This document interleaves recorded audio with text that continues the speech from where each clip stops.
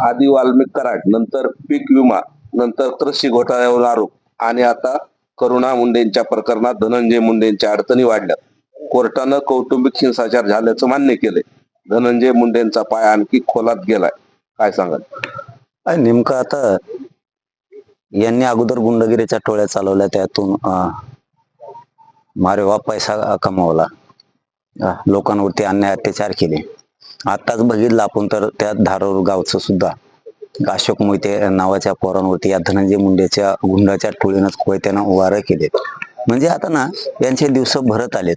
परत लोकांनाही माझं आव्हान आहे की आता मी बोलतो तर त्या टायमाला तुम्ही म्हणताय बोलतो, काय करू मला आता लोकांनी सांगा. मी कसा गप्प बसायचं? मला समाजावर झालेला अन्याय नाही सहन, म्हणून मी तळतळीनं काही विषयावरती बोलतो, विषय मांडतोय हमेशा. आणि मग मी आता समाजाच्या बाजूने बोलायचं नाही का? काही जण म्हणतायत की तुम्ही बोला, काही जण म्हणतात बोलू नका. मग आता मराठींचे गोरगरिबांचे लेकरं ह्या धनंजय मुंडेच्या टोळीला मारू द्यायचे का? मी का गप्प बसावं? का माझ्या समाजाला गोरगरिबाला मी आधार द्यायचा नाही? का गोरगरिबांसाठी मी लढायचं नाही?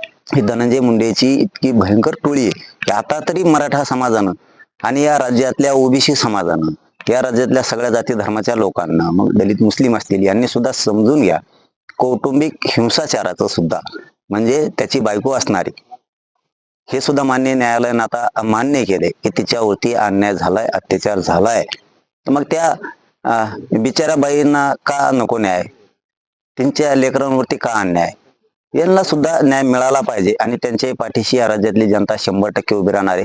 कारण जो कुटुंबालाही सोडत नाही, ज्याने की ज्याला माणुसकी जिवंत राहिली नाही पैशापुढं आणि त्या गुंडगिरी पुढं, ह्या टोळ्या सांभाळण्यापुढं, अशा माणसांना शिक्षा जरूर व्हायला पाहिजे. आता सरकार किती दिवस सांभाळतंय अशा गुंडाला, खून करणाराला, खंडण्या मागणाराला, डाके टाकणाराला, कुटुंबात भेद करणारा, जाती सुद्धा भेद करणारा, जातीवाद पसरवणारा, कट्टर जातीवाद पसरवणारा म्हणजे धनंजय मुंडे. हे ज्याला स्वतःची जात कळत नाही, दुसऱ्याची पण कळत नाही आणि कुटुंब सुद्धा कळत नाही, चुलते कळत नाहीत, भावकी कळत नाही, अशा माते फिरोज म्हणून याला एक प्रकारच्याला कसे सांभाळतात असल्या गुंडाला? मला काय समजत नाही या सरकारमध्ये का सांभाळतात आणि कशामुळे सांभाळतात.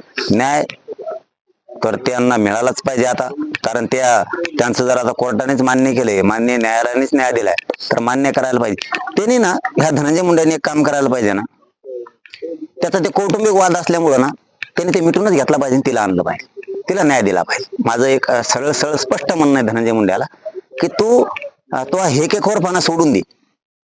तुझं जे क्रिमिनल माइंड आहे, माझं नाही ऐकलं तर मी मारून टाकीन, तोडीन, हात तोडीन, पाय तोडीन ना, हे कुटुंबातच चालणार नाही, जिल्ह्यात बीड चालणार नाही, राज्यात बी चालणार नाही. आता त्यामुळे तू थोडस ना आता विचार कर जरा वेगळ्या पद्धतीचा, आणि तुझा कौटुंबिक विषय तू ते वादच मिटून टाक आणि तिला घेऊन ये, तिला न्याय दे.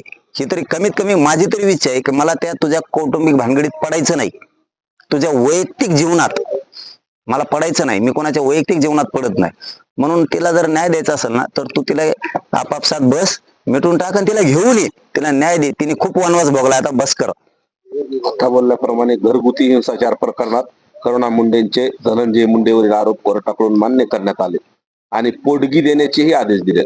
आता तरी कौटुंबिक हिंसाचार करणारा मंत्री मंत्रिमंडळात कसा चालतो? राजीनामा देणार की नाही? आता ते कसा चालतो त्यांना काय माहित नाही, फडणवीस साहेबाला त्यांना, अजित दादाला त्यांना कसा चालतो आता त्यांना माहित का? त्यांच्या काही लागे बांधे त्याच्यावर आपण काय बोलू शकत नाही. ज्या गोष्टी माहित नाही त्या नाही बोलू शकत, परंतु त्यांना तो आवडतच असेल, खुन करणारा, डाके टाकणारा, चोऱ्या करणारा एखाद्या आवडत असेल. त्यांच्या जातीत सुद्धा द्वेष पसरणारा, सख्खे चुलते कळत नाहीत, पुतणे कळत नाहीत, भावकी कळत नाही, ओबीसी कळत नाही, मायक्रो ओबीसी नाही, दलित मुस्लिम नाही, फक्त पैसा पैसा, गुंडगिरी आणि दादागिरीच्या टोळ्या चालवायच्या. आताच त्या अशोक भैया मोहित्यांना सुद्धा त्यांच्या पोरांनी मारहाण केली, म्हणजे किती माज आहे. आता मी तरी किती दिवस सहन करणार आहे? माझ्या समाजावर जर अन्याय होणार असला, मी आता लई दिवस सहन करणार नाही या गोष्टी, कारण हे कुठेतरी थांबवावं लागणार. जर याला कायदा थांबवणार नसला, पालकमंत्री अजितदादा थांबवणार नसले, त्याला फडणवीस थांबवणार नसले, तर आमचा नाविलाज आहे. आता राहिला पोटगीचा विषय, काय पोटगी फिटकी देतो म्हणा, कवर तिला वनवास बघायला लावतो लेकराला आणि त्यांना, ये ना घेऊन टाकणं वाद मिटून, तिचा तरी वनवास घालव ना, कवर तिला वनवास बघायला लावतो. नसता कर्माचे फळ तुला वाईट बघावं लागणार आहे. मग तिला न्याय दे, आमचं हेच म्हणणं आहे. तर ज्या वैयक्तिक मॅटर मध्ये आम्हाला पडायचं नाही, तू तिला न्याय दे, वाद मिटवून तिला घरी घेऊन ये.